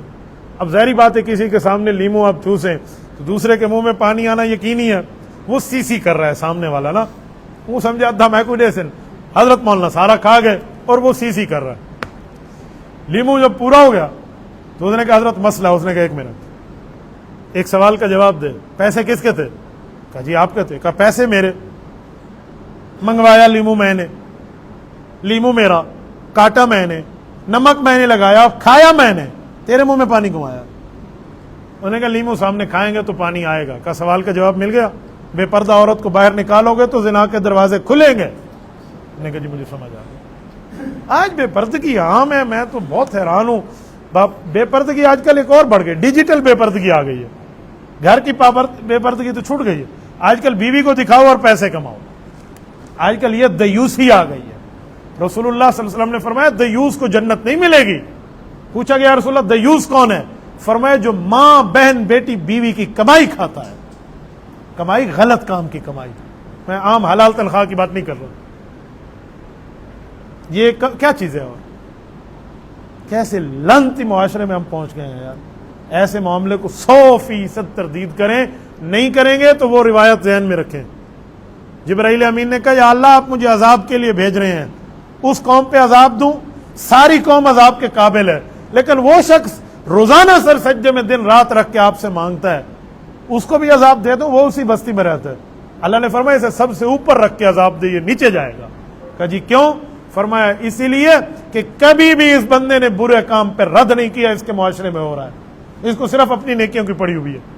تو میرے نبی پاک نے بات حضرت ام عائشہ کو سنائی اور پھر قرآن کے ہاتھ اترائی، فرمایا واتقوا فتنۃ لا تصیبن الذین ظلموا منکم خاصہ، لوگوں اس عذاب سے بچو جو صرف خاص لوگوں پر نہیں پھر سب پہ آ رہا۔ ایسے معاشرے میں ہم رہتے ہیں تو ایسے بندوں کو اس حرکت کو کنڈیم کرنا چاہیے اور بتانا چاہیے کہ آپ غلط کر رہے ہیں۔ مفتی صاحب ٹراؤزر شرٹ میں امامت کرا سکتے ہیں؟ نہیں، نماز پڑھانے والا اور کوئی نہیں ہے ٹراؤزر شرٹ میں اور ٹراؤزر پہنے ہوا ہے، یہ بندہ حافظ قرآن بھی ہے، حافظ نہیں ہے، یہ اللہ حافظ ہے۔ میں اس کو حافظ نہیں سمجھتا جس کا اسلام بھی جس کا لباس بھی اسلامی نہ ہو، یہ اللہ حافظ ہے بھائی۔ اللہ حافظ کے پیچھے نماز پڑھنے سے بچے، ایسے کو دفع ہو جا، علیحدہ نماز پڑھ لے۔ ٹراؤزروں میں بیٹھ کے لوگ نمازوں پڑھنے کی بات اب امام ٹراؤزر میں آ گیا، اور بتائیں، یہ تو وہی بےایمانی آ گئی ہے۔ ایک غیر ملک کی کارگزاری مجھے ایک جماعت کے دوست نے کہا کہ محراب کے اندر ایک چھوٹی سی الماری ہے، امام نماز کے وقت آتا ہے، داڑھی منڈا ہوتا ہے، وہ الماری کھولتے ہیں، ہینگر میں داڑھی لٹکی ہوتی ہے، وہ اٹھا کر یہاں لگاتے ہیں اور اللہ اکبر۔ یہ تو یہی بغیرتی آ گئی ہے۔ پھر میں ایسے کوئی امام بنا لوں؟ 1 رکعت کا نہ بناؤں، آپ 2 رکعت کے معاملات بنانے میں بیٹھے ہوئے ہیں۔ اسلامی لباس میں بندہ بیٹھے، یہ کوئی حافظ نہیں ہے بھائی، یہ سارے اللہ حافظ ہیں. کوئی ناراض ہوتے 10 دفعہ ہو جائے. میں نے یہ بات ٹھونک بجا کے ہر جگہ کہی ہے کہ کم از کم لباس تو اسلامی ہونا چاہیے. غیر اسلامی لباس، یہ ٹروزر والے جب سجدہ کر رہے ہوتے ہیں نا، آپ ذرا دیکھ لیا کریں کہ وہ ٹروزر ہٹ کے کہاں تک آیا ہوتا ہے. شرمگاہ ظاہر ہو چکی ہوتی ہے. آپ دوسروں کی نمازیں خراب کرتے ہیں، آپ کہتے ہیں آپ کی نماز ہو جائے گی. ایسا کچھ بھی نہیں ہے. امامت کے لیے ٹھیک طرح کے آپ کے لباس ہونے چاہیے. مفتی صاحب، میں محمد عمر فاروق ہوں، من جانب ہوں، بات کر رہا ہوں. میں مرغی کا کاروبار کرتا ہوں. مرغی ذبح کرتے ہیں تو مرغی کو ذبح کر کے ڈرم کے اوپر ذبح کر دیتے ہیں، پھر ڈرم میں ڈال دیتے ہیں. پھر دوسرا ہم نے دونوں پاؤں نیچے رکھ کے اس کو ذبح کرتے ہیں، ذبح کر کے پھر ڈرم میں ڈال دیتے ہیں. تو اس طرح اس کے پاؤں ٹوٹ جاتے ہیں. اب کون سا طریقہ صحیح ہے؟ دیکھیں، آپ ذبح کر رہے ہیں تو اس کو تکلیف تو نہ دینا. ذبح کرنے میں اس کا خون مکمل نکلنے دیں. ٹھیک ہے، ڈرم میں ڈال دیا، اس کو پھڑکنا اس کا پورا ہو گیا، اتنے میں خون آگے نہیں بکھرے گا. لیکن آپ اوپر زور دے کے کرتے ہیں اور اس کے پاؤں بیچاری کے ٹوٹ جاتے ہیں تو ناجائز ہے، گناہ کا کام ہے، غلط ہے. ذبح کے بھی اصول موجود ہیں. مفتی صاحب، فجر، ظہر، عصر، مغرب، عشاء سے پہلے نوافل پڑھ سکتے ہیں یا نہیں؟ فجر سے، ظہر سے، عصر سے، مغرب سے، عشاء سے. مغرب سے پہلے تو آپ نوافل نہ پڑھیں کیونکہ غروب آفتاب پہ فوراً ہے. مغرب کے نوافل کو مکروہ کہا گیا. بخاری میں ہے کراہیتن ان یتخذھا سنہ، تم اسے سنت سمجھو گے تو مکروہ ہو جائے گا، اس لیے وہاں کے نفل تو نہیں ہے. باقی ہر نماز سے پہلے آپ نفل پڑھ سکتے ہیں. نفل بھی پڑھ سکتے ہیں لیکن فجر سے پہلے سنت موجود ہے تو سنت سے پہلے جتنی نفل آپ پڑھیں، سنت پڑھ لی پھر آپ نماز فرض پڑھیں گے. ایسے ہی ظہر ہے، 4 سنت سے پہلے جتنی نفل پڑھ لیں. ایسے عصر ہے، عصر کی تو سنتیں موجود ہیں. عصر کی جو سنت ہیں، روایت میں آتا ہے رحمہ اللہ عمران من صلی قبل العصر 4، اللہ اس فرد پہ رحمت نازل کرے جس نے 4 رکعت عصر سے پہلے پڑھ لی. تو عصر سے پہلے 4 رکعت کا بہت بڑا اجر ہے. ایسے عشاء سے پہلے بھی ہے. میں احناف کا مسئلہ بتا رہا ہوں، وہ شوافے ہیں، موالک ہیں، حنابلہ ہیں، وہ اپنے امام کی تحقیق پہ عمل کرتے ہیں تو ٹھیک کرتے ہیں. ہم امام ابو اعظم ابو حنیفہ رحمہ اللہ کے پابند ہیں. وہ صحابہ کرام کے شاگرد ہیں اور سب سے بڑے امام ہیں. جب سب سے بڑے ڈاکٹر کی دوائی آ جائے تو چھوٹے ڈاکٹروں کی دوائی ہم چھوڑتے ہیں، تو سب سے بڑے امام کی تحقیق آ جائے تو چھوٹے اماموں کی تحقیق قربان کر دیں. مفتی صاحب، ایک دوست نے ایک جگہ نماز پڑھائی تھی، نماز کے دوران وضو کا مسئلہ بن گیا، اس کا وضو ٹوٹ گیا. اب اس نے نماز مکمل کر لی، پیچھے کسی کو پتہ ہی نہیں تھا، اس نے یہ بولا بھی نہیں نماز دوبارہ پڑھ لو. اب اس کی نماز ہو گئی یا نہیں، یا پیچھے والوں کی ہو گئی یا نہیں؟ چلو، یہ امام بھی اللہ حافظ ہے. اب اس کی نماز میں وضو ٹوٹ گیا، نہ اس نے خود دوبارہ پڑھی نہ مقتدیوں کو بتایا. اب بتاؤ کیا بچے گا؟ اگر مقتدی جس تک اطلاع پہنچ جائے کہ امام کا وضو ٹوٹ گیا، اس کو دوبارہ پڑھنی پڑے گی، اور جس مقتدی تک اطلاع نہیں گئی وہ تو نہیں پڑھے گا، اس کی نماز کا عذاب یہ بھگتے گا، یہ امام بھگتے گا. یہ غلط کر رہا ہے، اس کو بتانا چاہیے. بتا دیں بھی وضو نہیں رہا، کوئی خون نکل گیا ہے، دانے سے پانی نکل گیا، کوئی کام ہو گیا، وہ اپنی وجہ بتا کے اللہ اللہ خیر صلی اللہ. یا آپ کو کسی وجہ سے وجہ بتانے میں شرم آ رہی ہے تو کہتے ہیں بھائی نماز نہیں ہوئی، آپ نماز دوبارہ پڑھ لیں. وجہ بتانا بھی ضروری نہیں ہے، اتنے بتانا تو ضروری ہے نا کہ نماز دوبارہ پڑھ لیں. جس نے یہ نماز پڑھائی ہے اس نے پھر نہ بتا کے بہت بڑا غلط کام کیا. ائمہ کی بھی تربیت کرنی چاہیے. باقاعدہ ہماری فقہ کی کتاب میں ایک باب موجود ہے، نور الاضاء کے اندر، باب زلت القاری. اس کا معنی ہے جو قاری صاحب نماز پڑھاتے ہیں اس کو پڑھانے کا اصول کیا ہے، امام نے کس وقت اللہ اکبر کہنا ہے. اس دن کی بات ہے، ایک امام نے یوں ہاتھ باندھے، یوں اللہ اکبر کرنے لگا، یوں ہاتھ اٹھائے اور ہاتھ باندھ لیے. ہاتھ باندھنے کے کچھ ٹائم بعد اس نے کہا اللہ اکبر. یہ کون سی تکبیر تحریمہ ہے؟ اللہ اکبر کی الف اور حمزہ یہاں سے شروع ہو جب آپ ہاتھ یہاں رکھے ہوئے ہیں، اور اکبر کی را اور رے ختم ہو اس وقت جب آپ ہاتھ باندھ رہے ہیں. بس سمع اللہ لمن حمدہ کی سین شروع ہو جس وقت آپ اٹھنے لگے ہیں، حامدہ کی ہو ختم ہو جب آپ اٹھ چکے ہیں. یہ ترتیب ہوتی ہے. بعض لوگوں کو میں نے دیکھا وہ کھڑے ہو جاتے ہیں کپڑے شپڑے میں سدھے کر کے تو پھر کہیں گے سمع اللہ لمن حمدہ.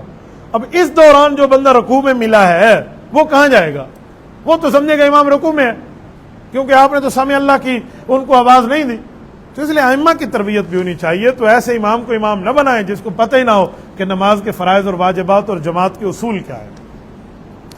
مفتی صاحب، ایک شخص نے حضرت مولانا فضل الرحمان صاحب کے بارے میں ایک جملہ کہا کہ اگر مولانا فضل الرحمان وزیر اعظم بن گئے تو حضرت عمر کا قانون نافذ کر پائیں گے. اس چیز کے بارے میں دعویٰ کرتے ہیں، یہ دعوت توڑ دیں گے. دیکھو، ملک پاکستان میں آئین موجود ہے اور اس آئین میں یہ چیز ہے کہ جس کے پاس 2/3 میجارٹی ہوگی وہ آئین میں ترمیم بھی کر پائے گا. اللہ کرے حضرت مولانا کو یہ موقع ملے، لیکن جب پورے ملک کے مسلمان مل کے مولانا کا تعاون کریں گے تب یہ دن آ سکتا ہے.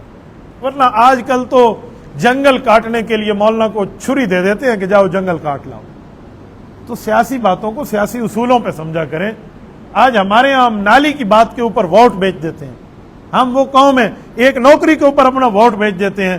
جب آپ ایک شہادت کو ایک نوکری کے اوپر بیچ دیں گے تو پھر آپ مولانا سے امید رکھیں گے.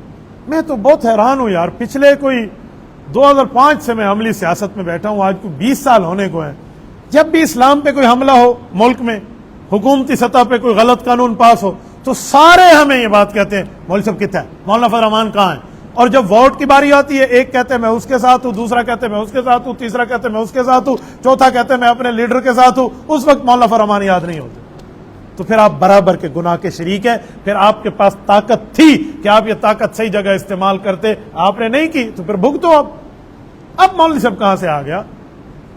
میں کل ایک صحافی کی بات سن رہا تھا، اس نے مجھے کہا کہ مولانا فضل الرحمان کے گھر میں تو بجلی ہے، ڈیرہ اسماعیل خان میں بجلی نہیں ہے، تو ڈی اے خان کی بجلی. میں نے کہا شرم کر، مولانا ڈی اے خان کے نمائندہ ہے.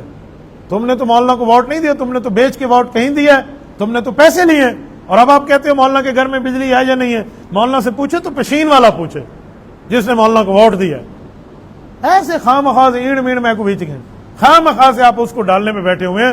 وہ تو یہاں کے نمائندہ نہیں ہیں، جب ہوں گے پھر وہ جواب دہ بھی ہوں گے. مفتی صاحب پوچھنا یہ تھا کہ فرض نماز کے بعد سنتیں کیا فرض سے پہلے پڑھ سکتے ہیں؟ نہیں. یہ کیا مطلب؟ مفتی صاحب پوچھنا یہ تھا کہ فرض کے بعد والی سنتیں فرض سے پہلے پڑھ لیں. وہ یہ ضمانت قبل از گرفتاری، ہاں آپ پہلے کے چکر میں بیٹھے ہیں. جو بعد والی ہے وہ آپ نے بعد میں پڑھنی ہے. بعد والی بعد میں، پہلے والی پہلے. ہاں پہلے والی رہ گئی ہو تو ظہر والی وہ آپ فرض کے بعد پڑھ سکتے ہیں. یوں نہیں ہے کہ آپ بعد والی کو پہلے، اگر بعد والی آپ نے پہلے پڑھ لی تو وہ نفل بن گئی، باقی سنت آپ پہ لازم رہے گی. یاد رکھیں جو سنتیں چھوڑتا ہے سنت مؤکدہ، اس کو حضور کی سفارش نصیب نہیں ہوگی. جو سنتیں ہم پڑھتے ہیں نا، یہ نبی علیہ الصلوۃ والسلام کی سفارش لینے کے لیے. ٹھیک ہے، چلو یہ بھی وہی سوال ہو گیا. مفتی صاحب ایک سوال ہے، مشکات میں حدیث پاک ہے رسول اللہ صلی اللہ علیہ وسلم نے فرمایا جب گرمی شدید ہو جائے تو پھر نماز ظہر میں تاخیر کرو. ٹھیک ہے، آپ نے صحیح حدیث پڑھی ہے، اذا اشتد الحر. حدیث پاک میں ہے کہ جب گرمی سخت ہو جائے تو نماز ظہر کی تاخیر کی جاتی ہے. کون سا سوال ہے؟ دے دیں، وہ دیکھ کے مجھے بتا دیں گے. نماز ظہر گرمیوں میں تھوڑی لیٹ کر کے پڑھنا یہ سنت ہے. یہ حدیث مشکات میں بھی ہے، بخاری میں بھی ہے. بخاری میں پوری تفصیل ہے. حضرت بلال کہتے ہیں رضی اللہ عنہ کہ ہم سفر میں تھے، تو سفر میں نبی پاک صلی اللہ علیہ وسلم کے ساتھ تھے، تو ظہر کی وقت جیسے داخل ہوا، زوال کا وقت ہوا، کہتے میں اٹھا اذان دینے کے لیے، نبی علیہ السلام نے فرمایا ابرد یا بلال، ٹھنڈا ہونے دیں موسم کو. کہتے میں بیٹھ گیا. پھر کچھ ٹائم گزرا اچھا بھلا، پھر میں اٹھا اذان دینے کے لیے، حضور نے فرمایا ابرد، ٹھنڈا ہونے دے موسم کو. کہتے پھر بیٹھ گیا. حتی رأینا فیء الطلول، کہتے اتنا وقت ہو گیا کہ جو پتھر پڑا تھا اس کا بھی سایہ ہو گیا، اتنا وقت ہو گیا. تو حضور نے فرمایا اب اذان دو اور نماز پڑھو. تو یہ نبی علیہ الصلوۃ والسلام نے اس وقت پہ جا کے نماز پڑھی ہے. غالباً 2:30-3 کا وقت میں آپ کو کہہ سکتا ہوں آج کے دور میں. تو اس وقت گرمی کی شدت تھوڑی ڈھلنے کی طرف آ جاتی ہے. تو یہ مسنون ہے، ایسا کریں تو بہت اچھا ہے. لیکن اگر کوئی ایسا نہیں کرتا، ابتدائی وقت میں پڑھ لیتا تو نماز ہو جاتی ہے، ایسا مسئلہ نہیں ہے. مفتی صاحب ایک بزرگ عورت ہے اور وہ بیوہ ہے، اس کے 4 بھائی ہیں. بیوہ ہونے کے بعد بھائیوں نے ان میں سے ایک نے گھر میں رکھا ہے. اب اس کا کام یہ ہے کہ وہ سارے گھر کا سودا لاتی ہے. اس میں وہ اس طرح کرتی ہے، مثلا کوئی چیز 50 روپے کی ہو تو وہ 50 کی لاتی ہے، لیکن دکاندار سے رعایت کروا کے 50 والی چیز 40 پہ لے آتی ہے. تو اسے کہتی ہے پوری 50 میں لائی ہوں. 10 روپے اپنے جیب میں ڈالتی ہے. اب کئی قسم کا سودا لاتی ہے جس میں 100 روپے بھی بچا لیتی ہے، لیکن اس نے سوچا کہ میرے بھائیوں کی کمائی ہے، اس میں میرا بھی حصہ ہے. لیکن اب اس کو جب عقل آئی تو بہت ڈری ہوئی ہے، قبر سے ڈری ہوئی ہے. اس نے پوچھا ہے اس کا کوئی حل بتا دیں. اب یہ جو پیسہ جتنا میں نے بنایا ہے یہ بچوں پہ خرچ کروں یا اللہ سے معافی مانگوں، اس کا کوئی حل بتا دیں. چلو شکر ہے آپ نے آخری بات لکھی ہے تو مجھے خوشی ہوئی، ورنہ میں کیمنٹ پاس کرنے والا تھا. یہ بہن بھائی دونوں ایک دوسرے کو دھوکہ دینے کے چکر میں ہے. خدا کا بندہ جو بھائی ہے نا اس نے بہن کو نوکرانی بنانے کے لیے گھر میں رکھا ہے. میں نوکرانی ایسے لیے بیٹھ جائے تو جا گھر کا سارے سودا لے کے آ. یہ غلط کر رہا ہے. وہ بھائی کا کام ہے, تو بقرعید دیکھ کر میں نہیں آتا, آپ جا کے سودے لے کے آؤ. ٹھیک ہے, بہن کو بھیجنا ہے تو پھر اس کا تعاون بھی کرو. یہ تعاون نہیں کر رہے, وہ اپنا ایسا خود نکال رہی ہے تو اس کو نکالنا نہیں چاہیے. کیوں؟ یہ امانت دار ہے, امینہ ہے. امین امانت دار ہوتا ہے, خیانت کر رہی ہے. تو دونوں طرف سے ناجائز بات ہے. باقی جو اس خاتون نے پیسے اکٹھے کیے ہیں یہ بھائیوں کو کھلا کھلا بتا دے. اس کے بتانے پہ اس کی عزت میں کمی نہیں آئے گی, عزت بڑھے گی. یہ نہ سمجھے میری بےزتی ہوگی. اس کے باوجود بھی بھائی برا منائے تو وہ اللہ کے یہاں مجرم ہوگا.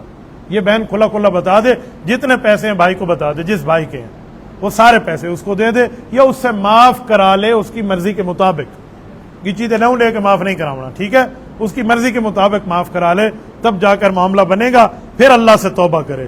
ایسا نہیں ہے کہ بچوں پہ خرچ کر دے اور معافی مانگ لے. خالی معافی سے بات نہیں بنے گی. یہ صرف غلطی نہیں ہے, یہ بلنڈر ہے. ٹھیک ہے, یہاں معافی بھی ہوگی, تلافی بھی ہوگی. تلافی پر معاف کرانا پڑے گا یا واپس کرنا پڑے گا, اور معافی اللہ سے مانگیں گے. یہی اس کا حل ہے. مفتی صاحب پوچھنا یہ تھا کہ زیر ناف بالوں میں صاف کرتے وقت اگر کوئی بال رہ گیا, کوئی اکا دکا 2 4 5 10 رہ گئے تو کوئی مسئلہ نہیں ہے اللہ کے بندے, اس سے نماز ہو جائے گی.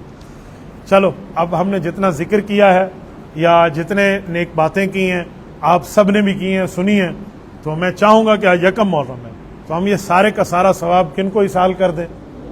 حضرت عمر رضی اللہ عنہ. ٹھیک ہے, اگلا جمعہ حضرت حسین کے لیے کر لیں. کا ثواب, فقی مجلس کا ثواب, اے اللہ بیان کا ثواب, سننے سنانے کا, کہنے کہلانے کا, اے اللہ سب کا ثواب. امیر المؤمنین, خلیفۃ المسلمین, داماد رسول, سسر رسول, داماد بطول, حضرت امیر المؤمنین عمر رضی اللہ تعالیٰ عنہ کو عطا فرما. ان کی قبر پہ کروڑوں اربوں خرب رحمت نازل فرما. اس سمے تمام صحابہ اور اہل بیت کی قبر کو نور سے منور فرما. اے اللہ نبی پاک صلی اللہ علیہ وسلم نے جو خیریں مانگی خیر خلقہ محمد وعلی آلہ واصحابہ اجمعین برحمتک یا ارحم